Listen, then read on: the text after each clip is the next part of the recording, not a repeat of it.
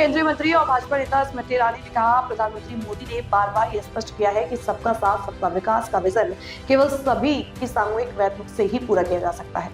स्वास्थ्य क्षेत्र में प्रधानमंत्री मोदी के नेतृत्व में आयुष्मान भारत की सबसे बड़ी और महत्वाकांक्षी स्वास्थ्य सेवा के रूप में खड़ा है।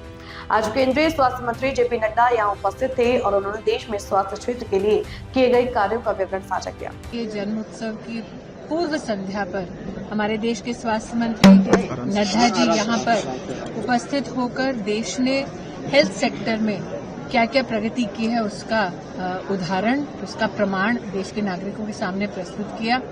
हम नड्डा जी के माध्यम से प्रधानमंत्री मोदी जी को न सिर्फ अभिनंदन देते हैं बल्कि साथ ही अटल बिहारी वाजपेयी जी ने सुशासन की जो परिभाषा स्थापित की हमारे देश में, उसको अगर सही मायने में किसी ने श्रद्धांजलि दी है तो इस सरकार के विशेषतः हेल्थ सेक्टर के कामों ने दी है। मैडम, ये फोरम के जरिए किस तरीके से हेल्थ सेक्टर को बढ़ाया जा रही है, खास करके महिलाओं की?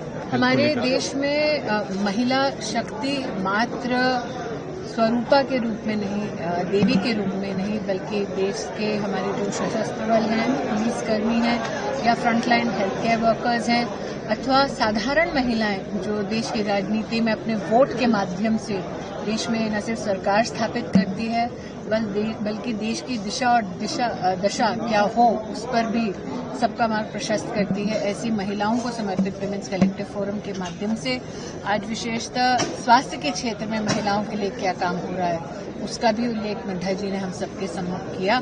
मैं आभारी हूं कि नड्डा जी ने प्रधानमंत्री जी के सबके प्रयास के उद्घोष को यहाँ पर पुनः प्रतिस्थापित किया। मैम, एक सवाल क्योंकि हेल्थ की बात है तो AQI को लेकर भी बहस छिड़ गई है इस बार। मैं इतना ही कहूंगी कि इस विषय पर सरकार ने अपना वक्तव्य दे दिया है, मंतव्य दे दिया है। विशेषज्ञों ने भी अपना जो एक जर्नी में उनका जो योगदान है, कैसे नागरिक न सिर्फ सचेत रहें बल्कि स्वस्थ रहें, इस प्रकार का उल्लेख आपने कई मंचों से उनके माध्यम से सुना है। मैं इतना ही कहूंगी कि हम जैसे कार्यकर्ता हूं या हम जैसे नागरिक जो हों वो समाज में इन विषयों पर कैसे अपना पॉजिटिव योगदान दे सकते हैं, मेरी भूमिका वर्तमान में। इससे अलग एक सवाल बांग्लादेश